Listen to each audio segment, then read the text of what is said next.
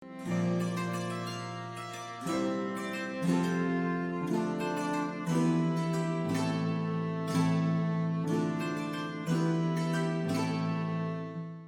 good evening, and you're very welcome. I hope you had a good Christmas, and wish on behalf of the others a very good year to each of you.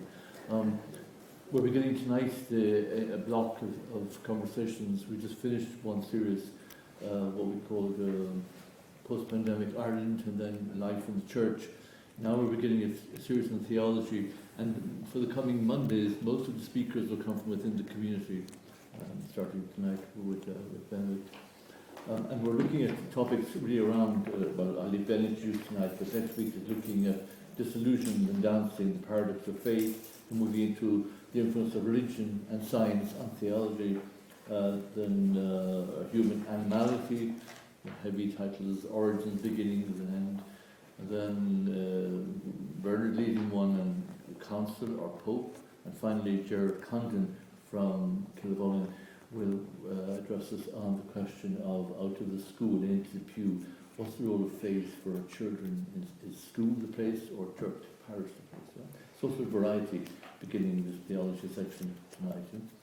So we welcome, you know Benedict Hegarty, who's to my right here. Ben is Corcan and as a Dominican has been working in parishes, lecturing scripture in various third level colleges, has been Regent Studies for the Order in Ireland, meaning he's overseeing the studies of the brothers, the student brothers, and has been parish priest, hospital chaplain, studied ecumenism, keen gardener, everything. So Ben will lead us tonight in a conversation entitled The Astonishing Wonder of Divine Presence. And as I tell you, you have the notes, the text of his talk right in front of you. Benedict, take it. Thank you. Well, now, as you know, as you see, you have some documentation here. For the last few years,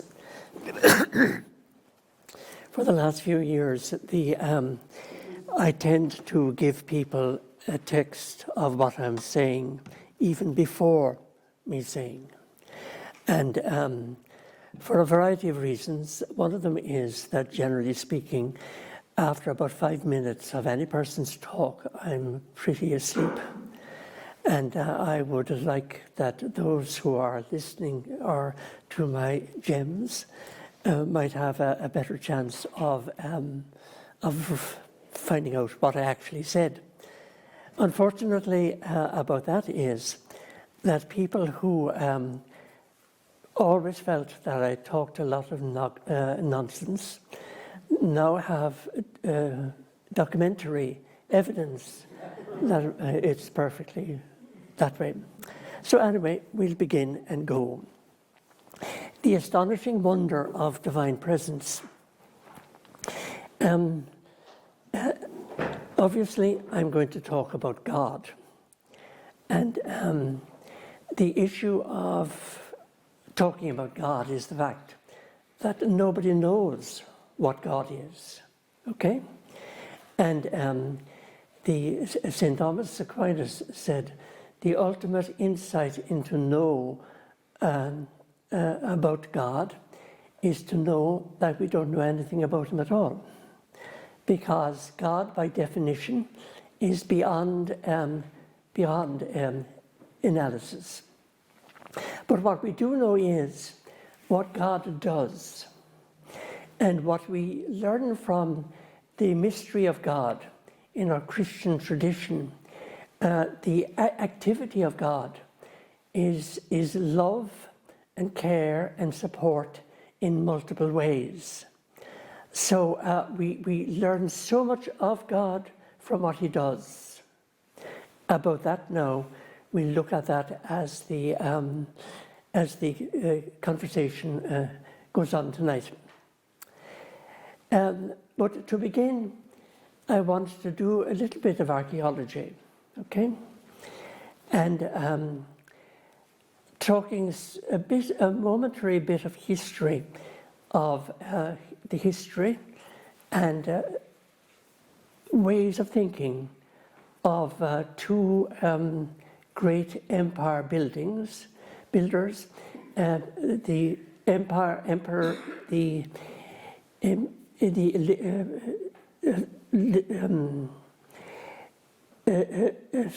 Syria and Babylon. Now, about 3,000 years ago, the Assyrian and Babylonian empires were centered in a place that we know as Iraq. Their capitals were there. Syria to the north of what is now Iraq, and Babylon more to the south. Now, in their heyday, back about 2,000 years ago and more, 3,000 years ago, in their heyday, the two empires, Assyria and Babylon, who you swap places, as it were, with a bit of fighting, they controlled a vast area in the Middle East. It reached from these two cities, these places, and Assyria and Babylon. It reached down to the river, to the Persian Gulf. Then it went north, up the rivers Tigris and Euphrates. Then the empire swung across in a sort of a crescent, in which the desert was to the south and the mountains were in the north. And the mountainous area would be in modern Turkey today. And then the empire would turn down and go through a strip of land which was controlled, which had the Mediterranean on one side and the desert on the other. And that went down to the frontier of Egypt. Now, one of the capital cities of the Assyrian nation was a place called Nineveh. Nineveh was a city. It was in the southern, it was destroyed by the southern kingdom, Babylon. Nineveh and Babylon, or Assyria and Babylon, were actually like, they worked the same empire. They just took over from one another, okay? The Nineveh was destroyed by Babylon around the year 612 BC. And Babylon itself in 539, it and its empire fell to the Persians, which were further away. So that's a bit of history to give a context in which I wanted to say something about Nineveh and the excavations in 1847. His excavations, he was a young English diplomat,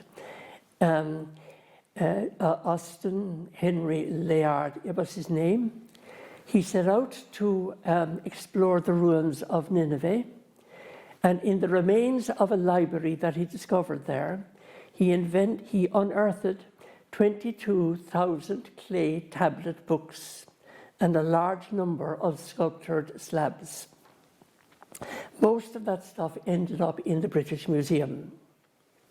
Now, the books we're talking about survived because they were written in clay tablets which were baked solid by heat of the sun or ovens. Initially, but that meant they were able to survive history and time. Initially, nobody was able to read these documents. They were written in an unknown script, an unknown language, and a known vocabulary. In many other archaeological sites at that time, tens of thousands of similar tablets were found. letters, prayers, dispatches, and so on. Now, the point I'm getting at ultimately is this. What do we learn from these documents about the ethos and the mind and the thinking of the people who lived in these vast empires? And the information is there. They lived in a culture which was profoundly pessimistic. The material universe was evil of its very nature. Their understanding of things, their theology of the gods and goddesses, started with an account of a battle in heaven between the evil gods and goddesses and the good ones. The evil ones were killed and thrown out of heaven. And out of the mess left by their bodies outside of heaven, humanity was shaped. And humanity of its very nature was evil, therefore. Men and women were seen as it were, the playthings and servants of the gods and goddesses. There was no real freedom. Human life and worldly events were determined by the heavenly bodies, sun, moon, and stars. Astrology was not just convenient, but just impossible to doubt whatever is done. And the context, the atmosphere of these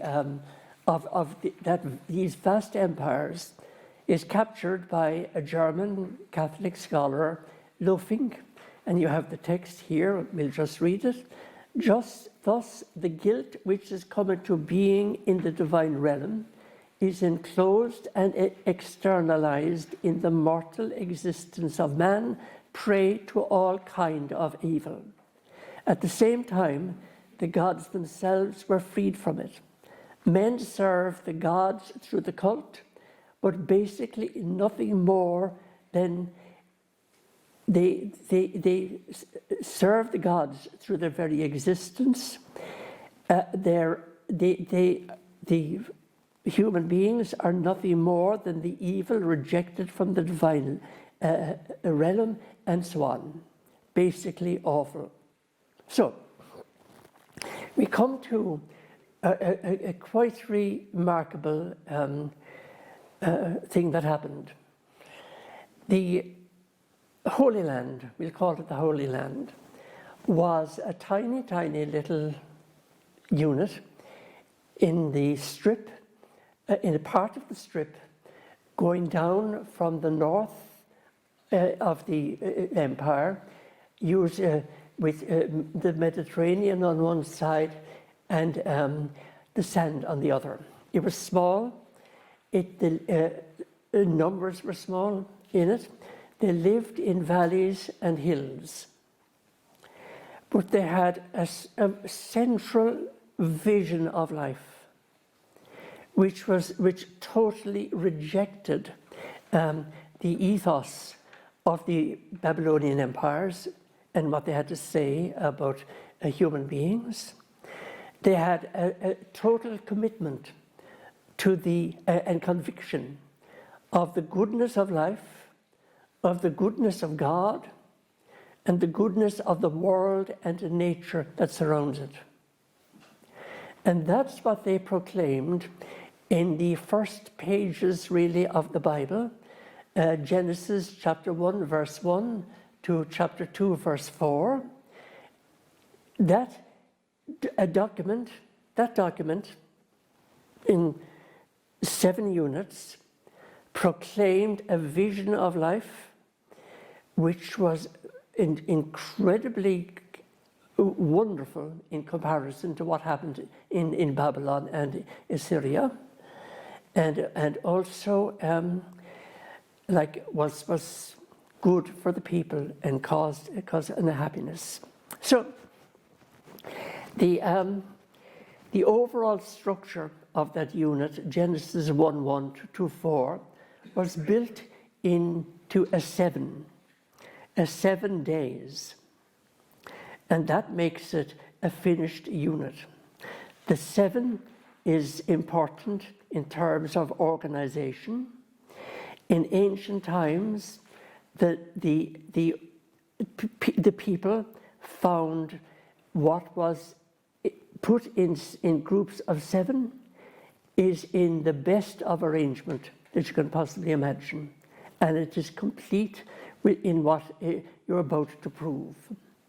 So like there was in the book of Revelations, we find 7 churches, 7 angels, 7 seals, 7 trumpets, and 7 stars, and 7 weeks in the days in the week. In our Genesis text, the universe and the coming of the universe and the existence of the universe is divided into 7 gatherings. 6 creating, and the 7th admiration. And the key words that you find in the in these units show a determined emphasis, a clear rejection of the world, the vast empires that surrounded them, and in every one of them, the repetition of a phrase, God said, let there be, and then he explained what it would be. God saw it was good. This was repeated 7 times. And what does it say? God said. God didn't sort of build, as it were, some sort of a herd of cows. God spoke. God spoke things into existence, which is very significant. It makes the whole thing interpersonal. I-thou, a personal relationship between creation and himself, which is good. And the other part of it, God saw it was good. God said, let there be something, and God saw that it was good. That what God created, he speaks it into existence, and what he created, he loved and eternally loves. With a loving world, he saw what was good. And from all this is an extraordinary and rich understanding of the sacredness of all creation as taught by the Bible. And on the Sabbath day, the Sabbath, there is no creation. And a German philosopher, theologian of kind of vast ability, wrote about the 7th day of creation. And he said it would be a sheer folly to regard this resting of God's, which concluded the creation, as something like a turning away from the world by God. It is in fact a particularly gracious turning towards his creation. So it is evident then that this account of the universe is a radical and dramatic rejection of the dark mindset of the culture which surrounded them. So, and it is placed at the beginning of the Torah, that statement, as a proclamation for the Bible which is to come. Now that's one account of creation. A second one is the second account of creation, love and the living soil. And the second account of creation emphasizes the idea that humanity and everything living actually is made out of earth. So there's a companionship between humanity and all creation and all people. There is that, and there's the other thing. We said there's a description of those who who were created or modeled by God. And we read that the man, Adam, called each living creature, that was its name, and the man gave names to all the creatures, and to the birds of the air, and to every animal of the field. It was the beginning of, as it were, scientific analysis, the separation of things. It is there from the very beginning, as it were, as a way of thinking. The sense that the animals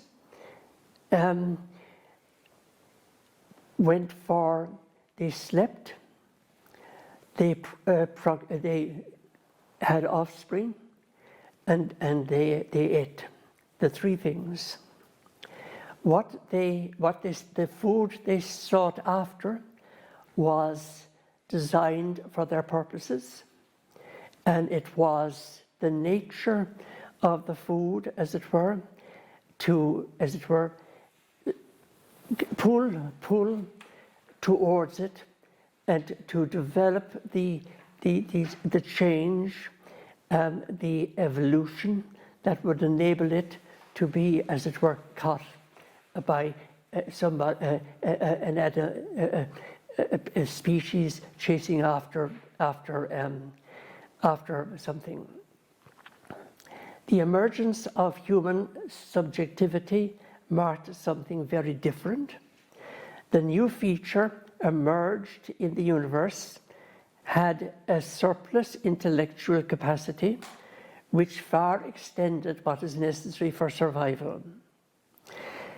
The animals evolved for what is necessary for survival. Yes, there was that dimension of evolution in the for human beings, but there was a far greater element as well of search that didn't search towards a strong thing that would attract evolution towards, but it was towards that somehow they had the human mind, the human body had a surplus of information and intellectual capacity that enables it to change and evolve without the draw, as it were, which was necessary for the rest of the animals. And this resulted, the man gave names, as it were, to all the cattle, the birds of heaven, and wild animals. It was also very different when it comes to human beings. In the evolutionary ladder, the emergence of humanity revealed a difference of kind and not a degree. Andrew Briggs, he's a professor of nanomaterials in the University of Oxford. Nanomaterials, it's about small things, molecules and things like that. Hans Halvorsen is a professor of philosophy in Princeton University, written extensively on the foundations of quantum physics. Andrew Steen is physics professor in the University of Oxford. And they struggled to understand nature and it in their studies on its own terms. They endeavored to work out scientific explanations for what they discover and see.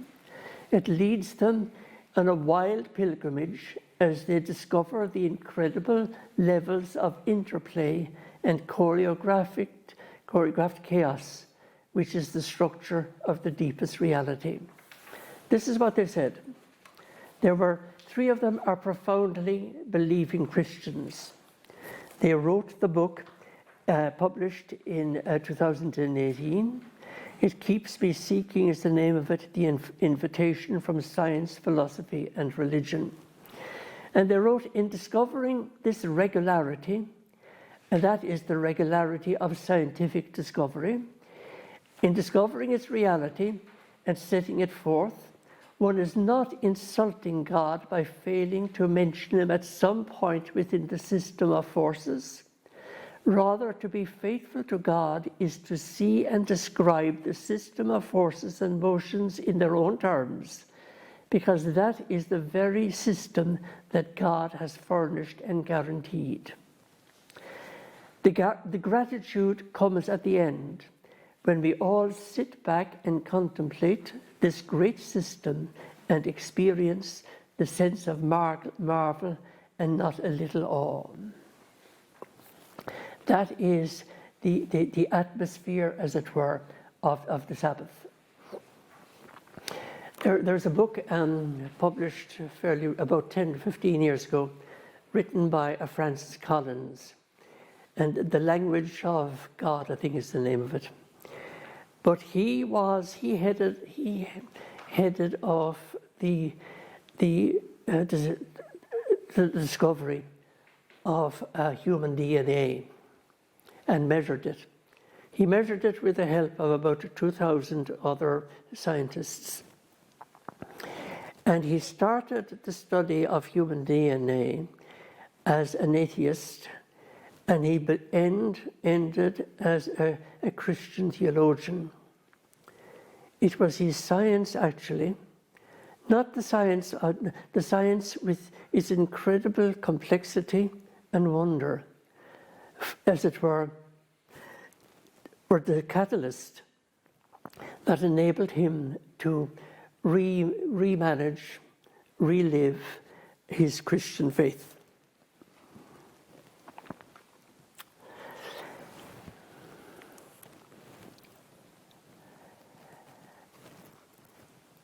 The bush is the universe, the love that supports all. What's coming next? Samuel Coleridge was the one-time friend of William Wordsworth. He was clear in identifying a dilemma that goes, "Hast thou ever raised thy mind to the consideration of existence in and by itself as the mere act of existing?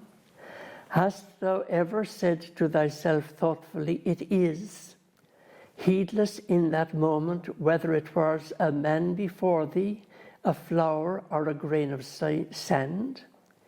If thou hast indeed attained to this, thou wilt have felt the presence of a mystery which must be fixed thy spirit in awe and wonder." The mystery of existence, and what is it? Coleridge, as I mentioned there, was a good friend of Wordsworth, and were for quite some time, except Coleridge got involved in morphia, and that was a problem for Wordsworth. Anyway, it was just an ordinary day, and Moses was looking after his flock. He came across a burning bush. He was puzzled. The bush was inflamed, but not destroyed. Okay, what does this say? The bush is still ordinary. What is happening? He was seeing a new dimension which is there all the time and revealed in the image of a flame.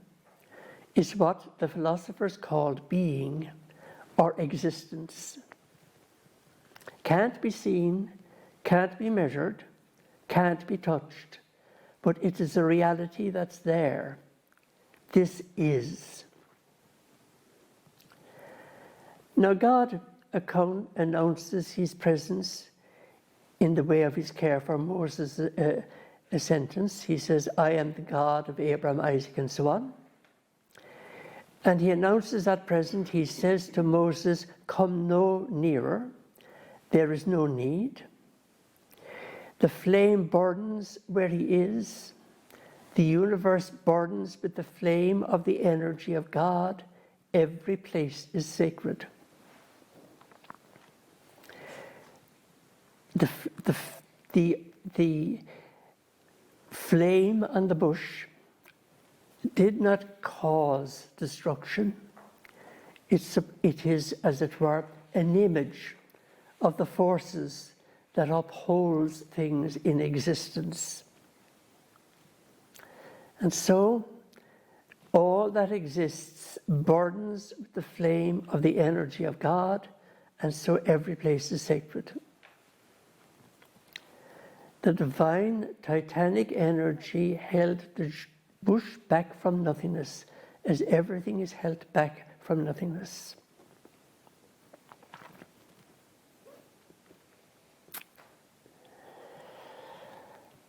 So, we're entering the world of the sacredness of all creation. The Gospel of John opens with the statement, "In the beginning was the Word, through him all things came into being." The involvement of the world in creation, it was created by the Word, means that existence itself is revelatory. The experience of living relationships, pain and joy, beauty and nature are the media of the Word's message. God is within his creation, and the Word lights up the inwardness of all that is and its mystery. The universe pulsates with God's love and God's truth.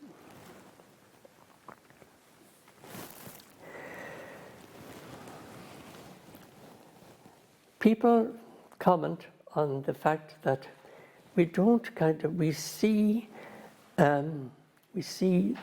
the existence of things. We don't see the existence at all. We see that this is a cup, but we don't often wonder, this thing actually exists. We describe what the cup is for, what it has, who makes it, and so on. But we don't ask the question, like, what is the mystery of its actual existence? And I have a few quotations here. The first is from Teilhard de Chardin. "By means of all created things, the divine assails us, penetrates us, and molds us. We imagined it as distant and inaccessible, whereas we lived steeped in its burning layers. The world, this palpable world, which we are wont to treat with boredom and disrespect, with which we habitually regard places with no sacred association for us, is in truly a holy place, and we do not know it."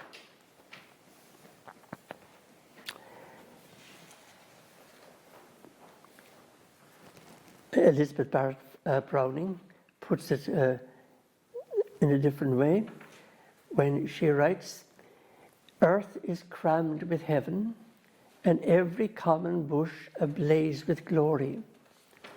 Those who see take off their shoes, the rest just sit around and pick blackberries." And there's another beautiful text there by R.S. Thomas, which you can read. And we come to the end of just this part. The universal burning bush finds striking expression in the words of Callistos Ware, quoted by Elizabeth Theokritov. She says, "Nature is sacred. The entire cosmos is one vast burning bush, permeated by the fire of divine power and divine glory." So we have looked at things, we have looked at sort of the existence of creation and the energy of love in it. We read about our roots in the earth. We read about the sense of awe that comes when we look deeply into things. And we sense, as it were, that every place is a holy place. It's where God is, reveals, and saves. That's so many angles about God. The next one is the theme, God who searches for us. Our biblical God is unusual. In most religions, the divinities are happily in search of whatever they call bliss. Humanity pursues the God, begs the gods for help and protection,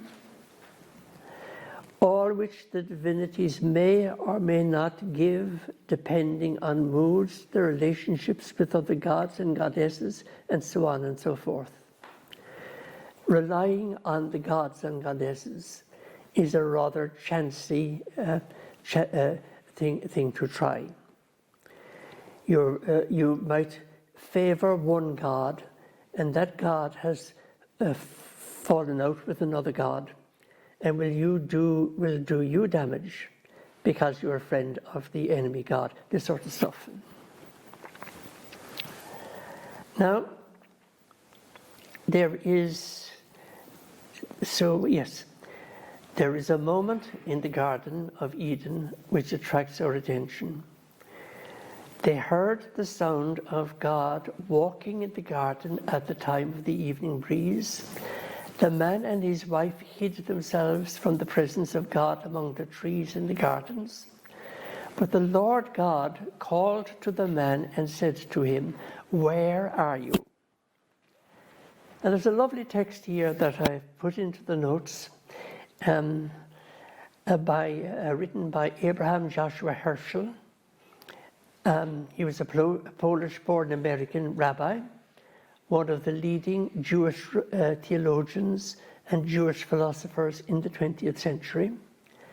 And commenting on that text in Genesis, he wrote, "When Adam and Eve hid from his presence, the Lord called, 'Where art thou?' It is a call that goes out again and again. It is a still small echo of a still small voice, not uttered in words, not conveyed in categories of the mind, but ineffable and mysterious, as ineffable and mysterious as the glory that fills the whole world. It is wrapped in silence, concealed and subdued, yet it is as if all things were the frozen echo of the question, 'Where art thou?'" And as I said there, the still small voice that's mentioned there certainly evokes the gentle whisper of God which Elijah heard in Mount Horeb. After the fire, there was a still small voice. All things, even the immobile frozen rock, whisper and echo, "Where are you? Come to me."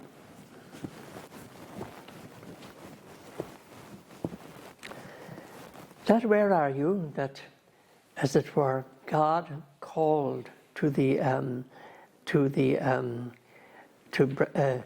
and Eve, that echoes down through the century. Because God is the searching God, He seeks us out. "Where art thou?"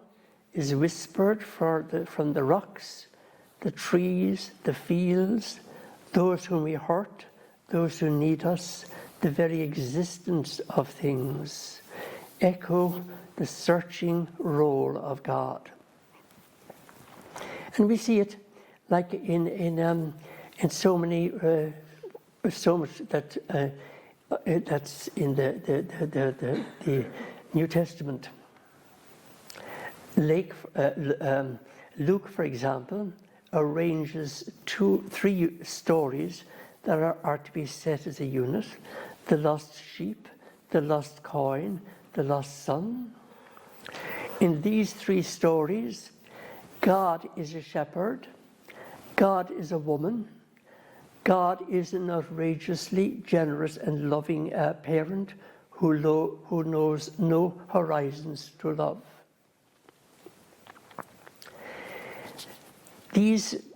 The notes say it there, these 3 stories are more or less glued together.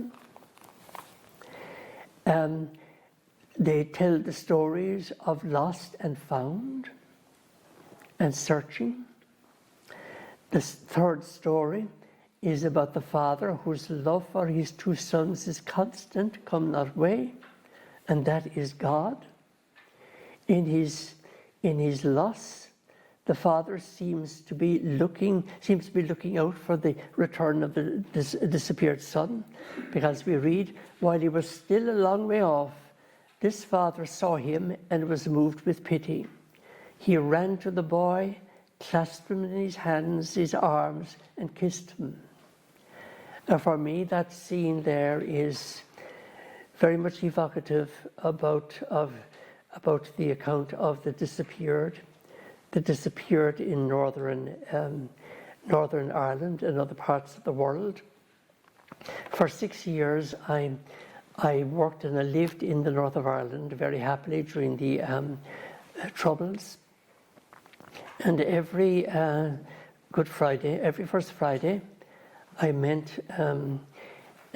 brought communion to various homes. And there was one home in particularly that I went to. And the daughter of the house would come in, and I would be shown into where the mother was. And the mother never smiled.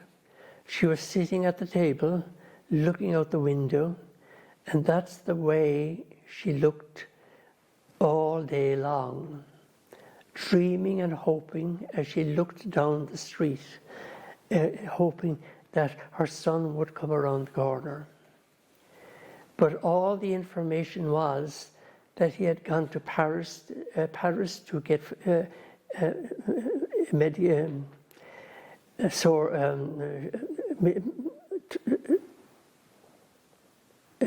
guns and such like, to get them, and he was shot dead there. But there was a hope the body was not discovered yet, and the mother hoped he was still alive and would come back someday. And it was so profoundly sad. She died before the body was found, and the funeral mass came from the Dominican church in Uri. But there was an intensity there of the Father, the image of God, pouring out his love for the lost son. And that's the way of the Christian faith, of the idea of Father. God is a Father who searches and seeks us each one. So Paul says, so we are ambassadors for Christ, since God is making his appeal through us. We entreat you on behalf of Christ, be reconciled to God. We don't have to, as it were, mollify God. We don't have to persuade God, as it were, to forgive us our sins. God's forgiveness, God's love, God's search for our goodness and happiness and fulfillment is absolutely total. The one who is to change is you and I and the rest of us. The next paragraph here, the light-filled darkness of God. Over 3,000 years ago, Moses had to tackle with a particular problem. God was sending Moses back to Egypt with a view to liberating his own people. They will ask him who sent him, who sent him? Who is the one who sent Moses? And God in reply and Moses said, that's my dilemma. Will you tell me whom you are? And God said to Moses, I am who I am. And he said, you shall tell the sons of Israel this, I am the one who sent me. And what does I am mean? It means that God is beyond human understanding. However, the people will understand his actions, his care for them, his support. He is the God of Abraham, Isaac, and Jacob. They know him, and they knew him, and they experienced his care. We might not be able to define God, but we can experience in its totality the love of God. And that I am theme echoes through the Bible.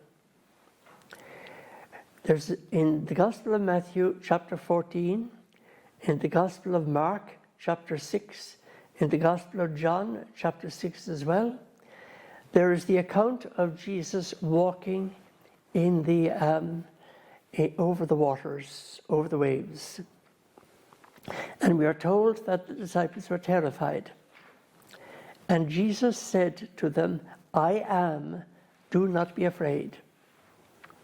In every translation it has, I am he. But no, he isn't there in the Greek. It is I am, who may fear. And it is Jesus is setting himself in relationship, in identity, with the I am God, who cannot ultimately be defined, but is full of goodness and care. I am. I care for you. You will experience my care for you. The fourth gospel is full of this I am theme. In chapter 8, Jesus is in Jerusalem. He's confronting the Pharisees. He tells them, unless you come to believe that I am, you will surely die in your sins. And he continues with infinite paradox, all the various ways in which he is I am. You have to read that yourself and read the rest there in which the Gospel of St. John in particular is intent on presenting a sense of the willing love of God touching us in our difficulties in all sorts of ways. So like I am the bread of life, God is the one who gives me fulfillment.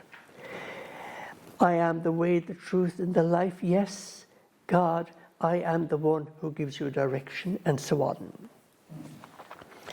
And yeah, so we'll skip on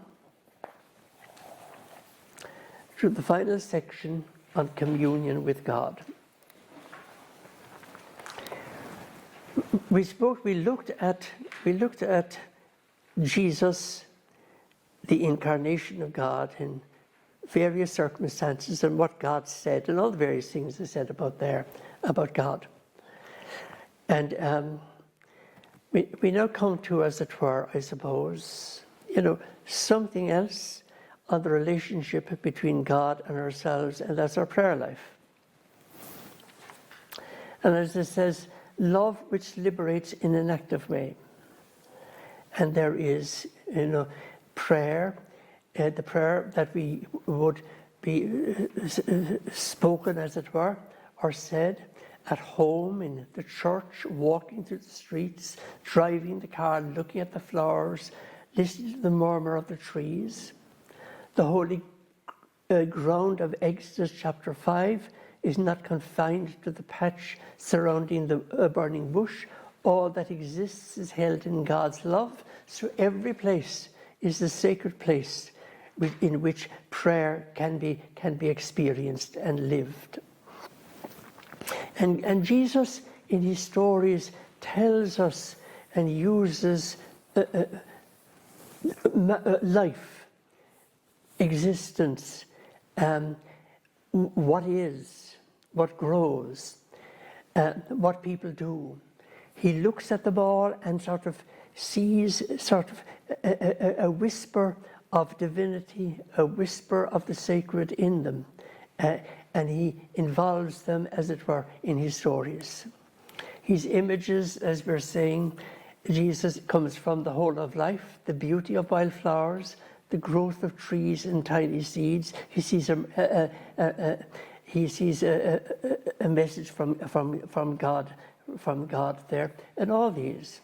The sense, I have a quotation there from a great scholar, the sense of the divineness of the natural order is a major premises of all the parables.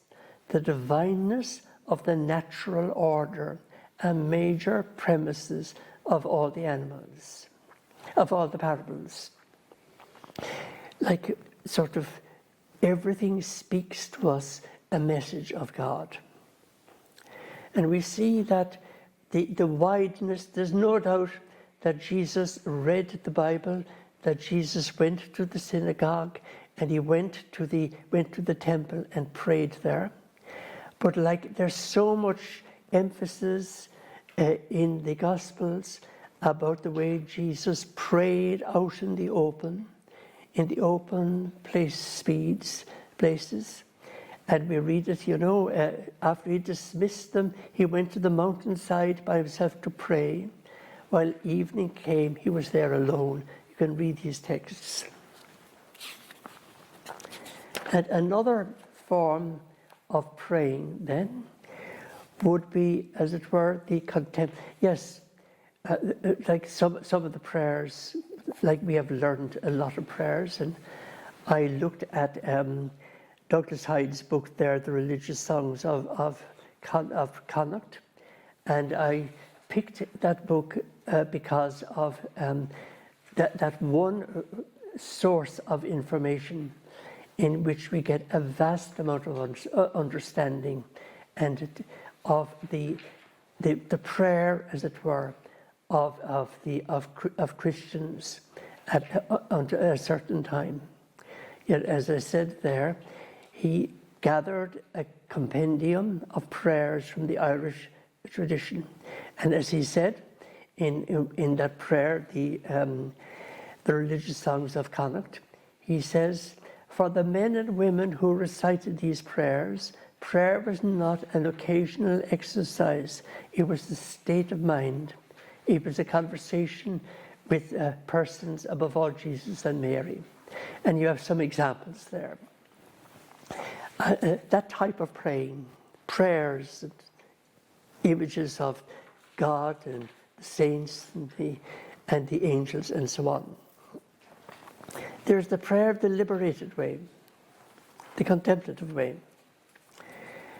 And, in contemplation, contemplative prayer, we surrender ourselves to the love of God. And when we do that, the dust settles, not with answers to our puzzles, but a deeper consciousness of life beyond questions, puzzles, limited vision, and disunity. There's a scriptural text which is of significance. But I say to you, love your enemies, pray for those who persecute you, so that you may be children of your Father in heaven. For he makes his sun rise in the evil and on the good, and sends rain on the righteous and the unrighteous. That's from Matthew chapter 5. It's a text that I like a lot. And the meaning of the text can be developed step by step. Jesus spoke in the context of loving one's enemies and in the process becoming children of God. That's in that saying. How does it happen? The closer we come to God, the more we share his impartiality. He sends his son. There's his sun and the rain and so on. There's the sun and the rains. There is the rain and the nothing at all growing and so on. God's care is impartial,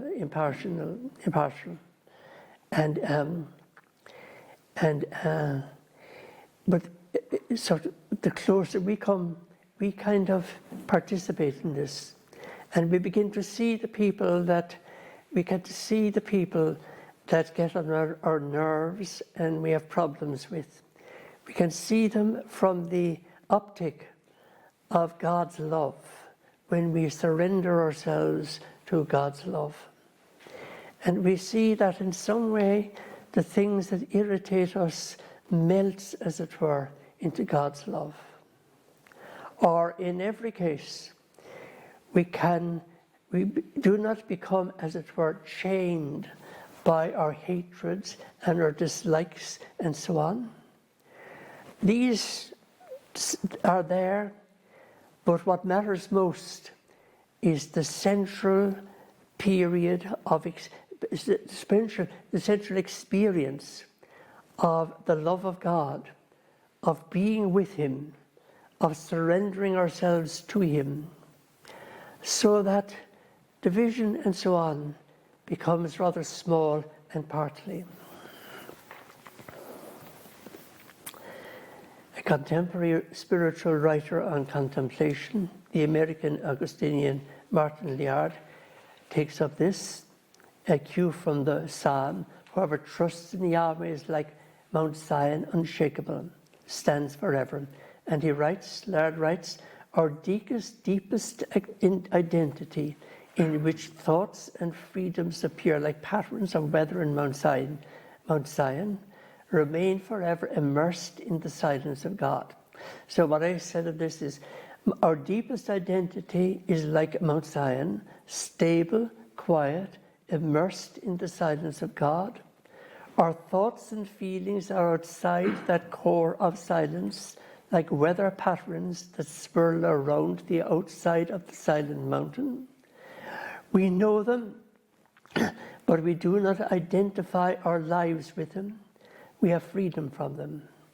And you have a text there for Thomas Aquinas, and he says, he links contemplative prayer to liberty and freedom. The contemplative life consists in a certain liberty of spirit. Thus, Gregory says that the contemplative life produces a certain freedom of mind because it continues eternal things. And okay, we've come to an end. And let's say together this Jewish prayer which is said on the Sabbath. Okay? We'll say together the last prayer there. Days pass and the years vanish, and we walk sightless among miracles, fill our eyes with seeing and our minds with knowing. Let there be moments when your presence, like lightning, illumines the darkness in which we walk. Help us to see, wherever we gaze, that the bush burns unconsumed, and we clay touched by God's will, and exclaim in wonder, are filled with awe in this place. Thank you, Ben, very much. So for about 5 minutes, I'll invite you, if you want to just chat to the person beside you for a few minutes, any comments, just deal at a break, or if you want to stretch your legs and move outside for about 5 minutes. We'll come back in about 5 minutes' time, okay? And open the windows. I had one episode with him a long time ago. Heading towards ordination, there were various, became deacons and subdeacons and whatever these, I can't even remember the names now. But I was in one of these preliminary sort of events prior to the ordination to the priesthood. And part of it was the putting on of some vestments and things like that. And I can always remember I getting confused and lost in the clothes, and he was smiling and laughing at me in front of me, which was kind of nice. At least it was humane. And all the work you did on social services as well. Yes, of course, yeah. Okay. So, it's about 9 o'clock. So then to thank you, if I can, thank you adequately. People spoken, and certainly it was a very good atmosphere in the room. There was some reflective input rather than an academic input, speaking about wonder and awe and mystery. So it was the giving of yourself, not just only the the text which Anne mentioned. So for that giving of yourself, your own faith and your own example of it, shared with us tonight, we're privileged for that. So thank you. Thank you very much.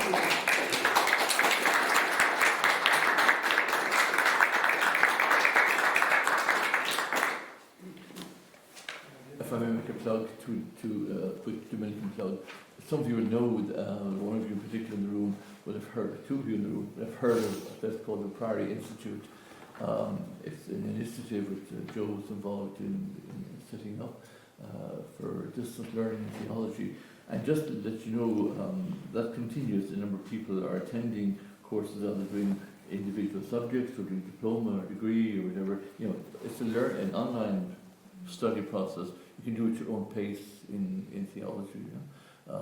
So there's some leaflets around the corner that should be promoting it. Just if you're interested, just maybe take them away, have a look at them, and you might know others who may be interested in the Priory Institute. Or if you Google it, Priory Institute, you'll find the information online. And speaking of which, next week we invite one of the men who set it up. Joe Calvin will lead us next week in the conversation with the title "Disillusioned and Dancing: The Paradox of Faith." So he's over my left here right now at the moment. So we welcome Joe next week. And so thank you for coming this evening very, very much. I know some of you have come as far away as West Waterford in North Cork. So thank you very, very much for your presence tonight. And we look forward to seeing you next Monday. And thank you, Christoph. Thank you very much. Thank you. Safe home. Thank you. I'll try the